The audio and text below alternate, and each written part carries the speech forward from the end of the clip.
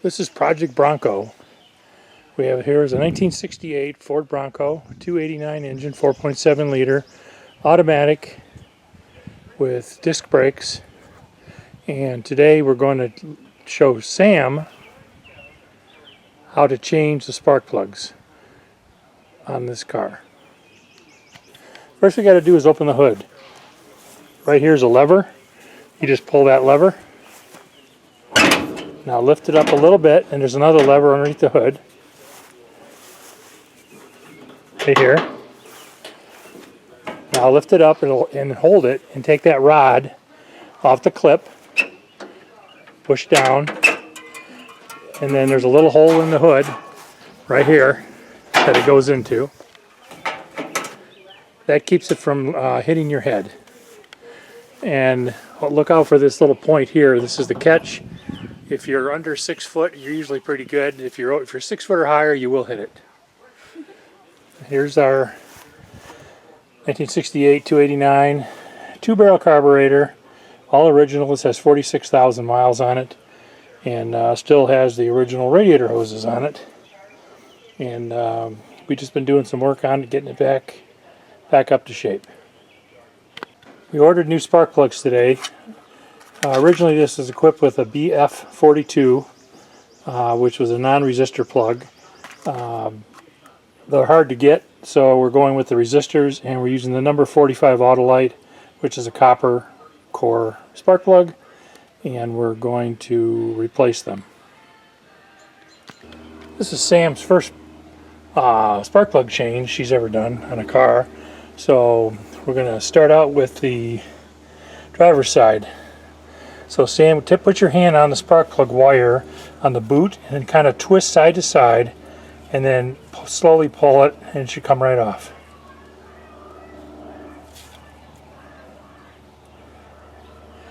Nope. So you pull the boot back, but you want to avoid the connector coming off. So that's okay. We didn't tear it off, which is good. And what we're going to do is do one at a time, so we don't mix up the wires. If we do mix up the wires, the firing order, which is the order that is on the cap, is on the intake manifold, and the cylinders are numbered from 1 through 4 and 5 through 8, and we just have to put them in order. And the distributor cap has a 1 where it starts, and it goes on a clockwise rotation, and you match up the wires to the cylinders and put them back on. But to avoid all that, if you just do one at a time, you usually will not have any kind of a problem. What foot? Sam's using an 8-inch extension with a 1/2-inch ratchet, 3/8 adapter, universal joint with a 13/16 deep well socket with padding inside to prevent breaking of the porcelain. She's going to unscrew it counterclockwise. So you want to put your hand here and move it this way. Okay. Oh, got to make sure you got the right direction. Okay. Now just hold it steady, and then just pull. Just turn. Now turn. Like that. There you go. Does it seem to be pretty loose? Yeah. Okay, so pull it off. No. And then you should be able to grab a hold of the spark plug and then turn it. Does it turn? Not yet. Okay, take off the socket.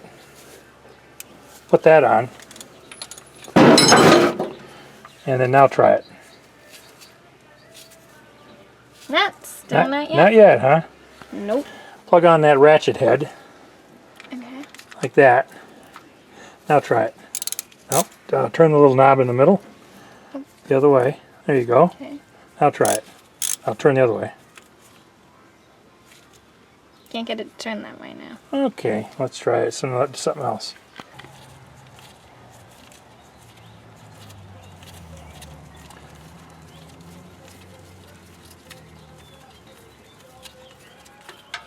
All right, we'll take it out. We'll take a look at it.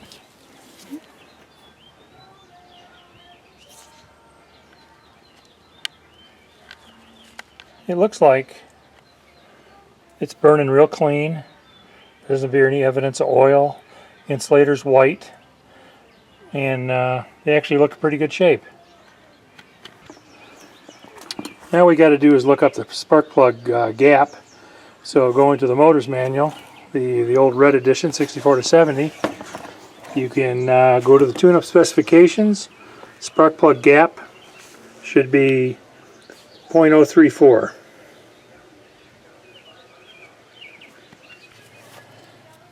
Right now she's taking and checking the gap.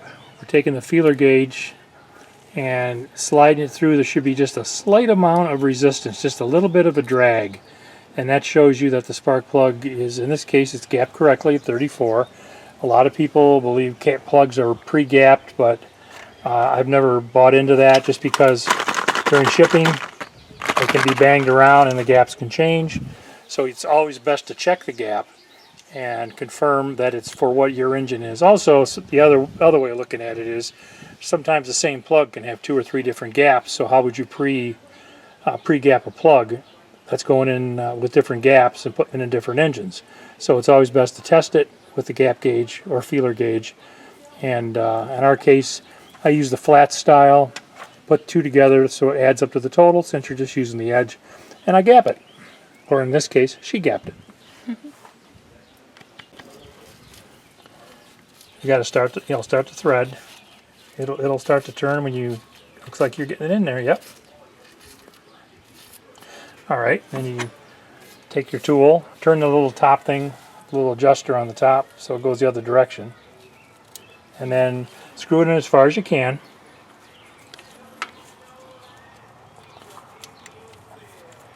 It'll spin back the little top. See, if that helps you. And just go as tight as you can go. When you get as tight as you can go, then we'll just tighten it up. There you go. Now some engines, the spark plug fits into a little pocket and there's a place for rust to collect. When you see that, what you want to do is blow that all out with a air hose so that you don't get any rust into the cylinder. When you think you get as tight as you can go, then all you got to do is stop and take it off. Okay? Put your ratchet back on it, but flip the lever so that because you're going to have to be tightening this time. Okay. So you try to put that back on there. Pull that off. Okay.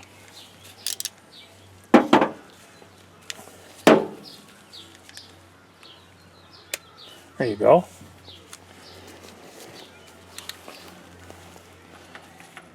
Kind of just side to side to you know it's on, and then move the handle back to wherever it's comfortable, and then tighten. Just keep going.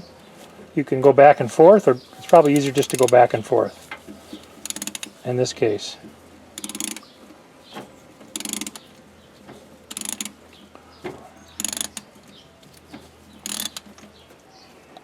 Okay, back one more time, and then right about there, you got it. Just till it stops. It's a pretty big thread, so you can put a lot of force on it and not hurt it. For those at home, it's about 35 foot-pounds. You should feel it like snap when it goes on. And it'll go so far and stop. Got it? I'll check it for you. Oh, you're on perfect. Alright, so now the step is go to the next one. Alright.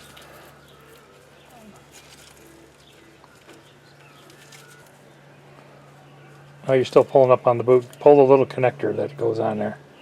It's like this.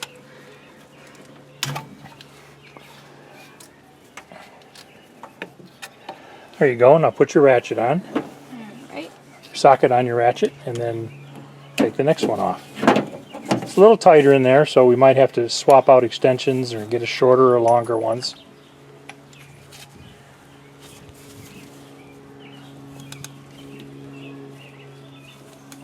No, keep going.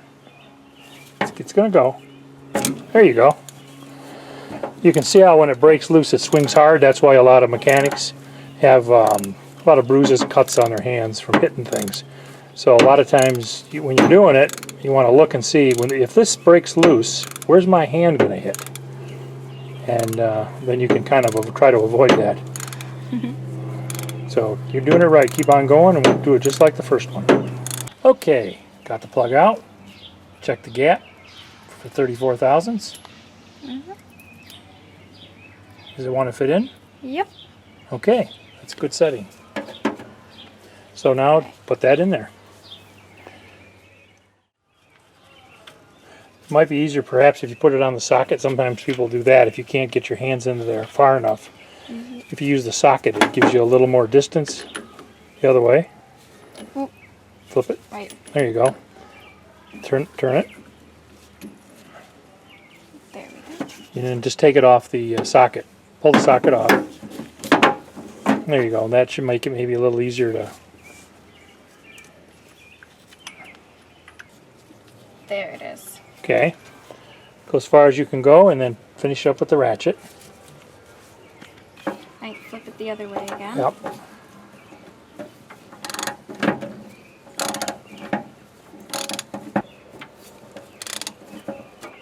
The universal joint makes it a little easier on some cars because there's not a direct line into the plug.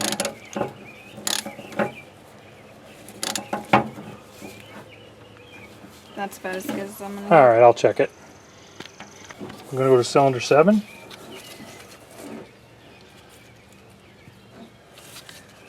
Away. We'll see what you think. It's kind of a lot of angle for a... let's see. Sure can. I don't know about this one. Alright, hang on, let me get a different extension. Alright. There you go. So now we put on a 24-inch extension. It kind of takes it up out of the engine compartment. You're going to need the adapter. Oh, that's. There you go. Just pull that off the top.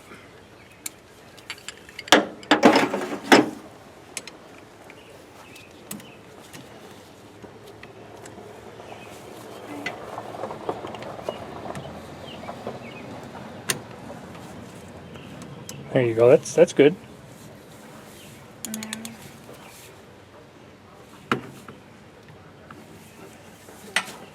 Just apply some pressure down. There you go.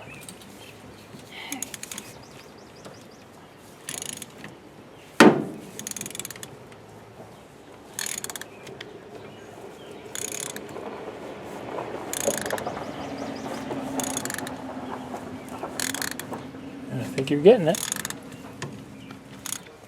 You try to do it this way. You got to be careful, because if you push on the end, you could close the gap. I'm not gonna start with this long thingy. I'm gonna make sure this is still right. Yep. I'll try this by hand first.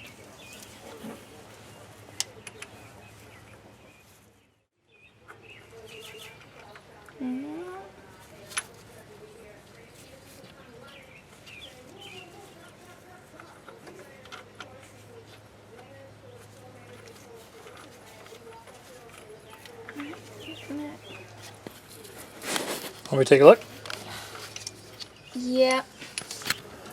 The best thing is that once you're done with this side, the right side of the motor is a lot easier to do.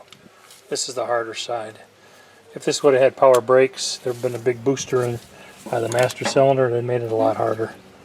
But this is, all things considered, this is a pretty easy car to work on. I don't think the new Bronco that's coming out will be anywhere near this in terms of simplicity. But it will probably have air conditioning. So does this one. Windows. Yeah, but not cooled. True.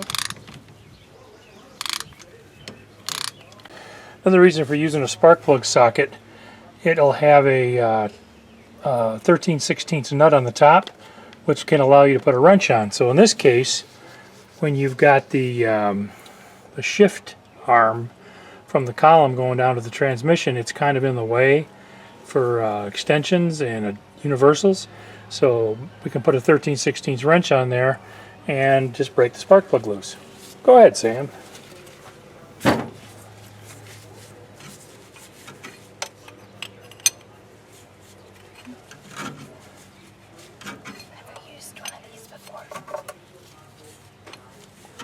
Ah, you got it. Well, short can be good when it comes to getting into certain places. Or somebody with big hands, they're not going to get in there. Or it's going to take them a lot longer to do it.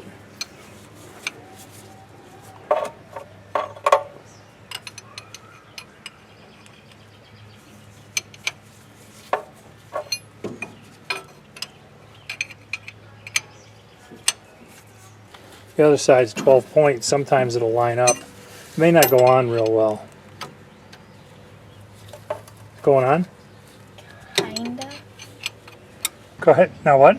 Why is this one here instead of here if this one goes to the farthest one? Well, because of the way on a Ford, the firing order ends 7-8, which means cylinder 7 goes in cylinder 8. Sometimes you can get a jump between the wires and misfire one of the cylinders. So by crossing them, that's supposed to cancel out that possibility if there's leakage in the spark plug wire, so you don't get a misfire on your cylinders. It was something that I was told 50 years ago, and I still do it, but don't know if it's true, but it seems to be what everybody does. Okay. All right, so these all look pretty good. I lined up the spark plugs by cylinder. They all look like they're burning pretty clean. Don't see anything out of the ordinary. I like to line them up so that if I see something that's, you know, where one's real dark, it tells me there could be a problem with that cylinder, maybe bad valves, bad rings, something that's influencing how the spark plug is firing in the cylinder. These seem to be basically okay. So now we're going to go to the other side. Alright, so we got this side. This bracket, for those that are into Broncos, this is where this originally came with an oil bath air cleaner, but I replaced it because it was such a mess to deal with. I may put it back on, but for right now I'm just using the paper element. It's doing the job, but I'm not going to throw out the oil bath type filter. Okay, cylinder 1 is the first one. Let's do it. We need to pull this closer.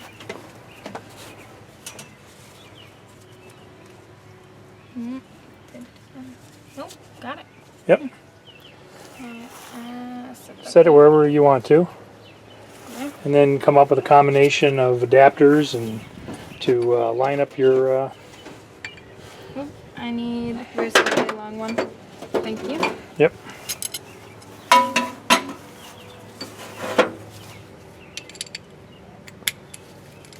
Probably want it the other way. Other way? Put this universal at the other end. Is there... okay. Right? Okay. Push that little button in. There we go. Right. That goes on. Ooh. There we go. Sometimes it's easier to put the put it on first Okay. and then put your ratchet on, because it's kind of... Now, That looks in too this small, case, Dad. That's too small. you need an adapter. Yeah. Oh, here it is. That's why. Now I'm going to show you it could be a problem. Here's the positive battery cable that comes down right here next to this. All right. Okay. This is positive, the rest of the car is negative. If I put these two together, you're going to have a short circuit, a fire, and a lot of fireworks, even though it is the 4th of July. So what we're going to do is turn off the battery. In this case, I've got this battery shut off. By turning this is now not connected, because if this got in there and actually touched that metal, you could have a fire, or you could have, you know, a lot of sparks, and that's not good. So if we didn't have that, I'd say either be very careful or just disconnect one of the battery cables.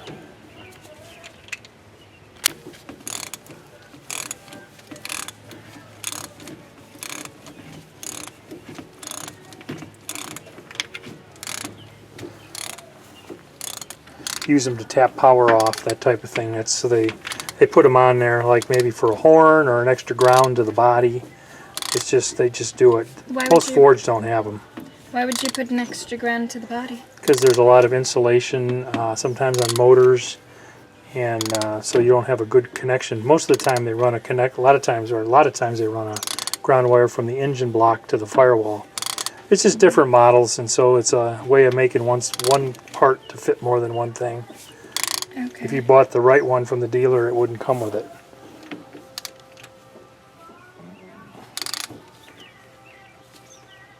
I think that.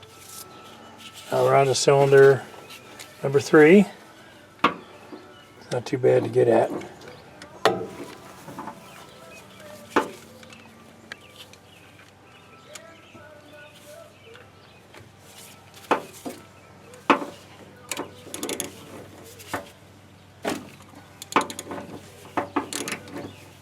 There you go.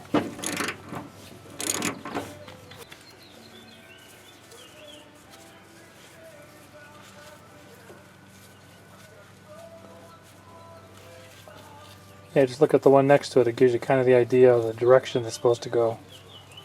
Yeah. Kind of comes on an angle.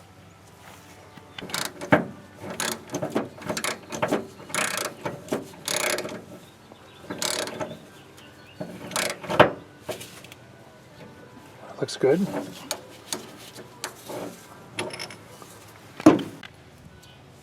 Yep.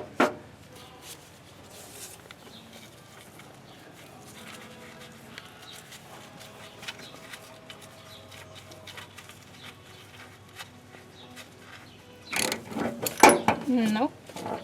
Never mind. Wasn't started. Apparently not. I gotta recheck it now.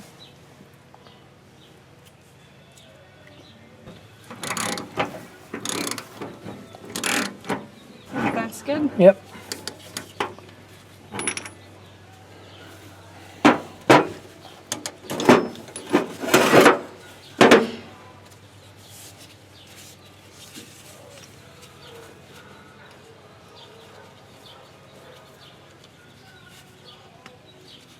Alright. Yep. Looks good. Alright then. So now we'll get the battery turned back on. Spark plugs all came out looking pretty good actually for being as old as they are.